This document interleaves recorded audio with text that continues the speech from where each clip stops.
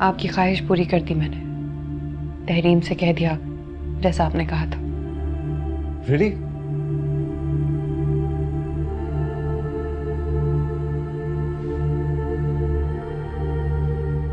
I'm really sorry, मैंने तुम्हें इतना गलत समझा और तुम्हारे साथ इतना रूड बिहेवियर भी रखा।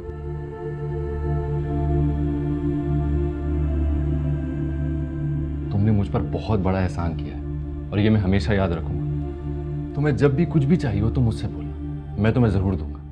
इश्क जलावे इश्क बुझावे हामियां, इश्क जलावे इश्क बुझावे, इश्क ही सारा भेद रचावे, इश्क ही सारा भेद रचावे, इश्क ही आप खुदा, इश्क ही आप खुदा, खुदाई खुदाई वे, खुदाई खुदाई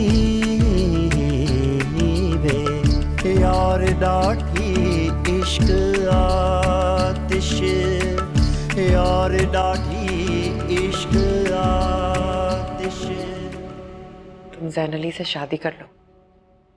तुम्हारी तो बचपन की मंगनी है, इतनी मोहब्बत करती हो तुम उससे, तो फिर ये सब कैसे?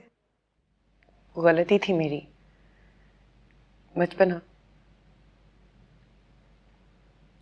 तुम तो जानती हो कितनी जल्दी जज्बाती हो जाती हूँ मैं, और फिर ये सब कुछ तो एक तरफा था।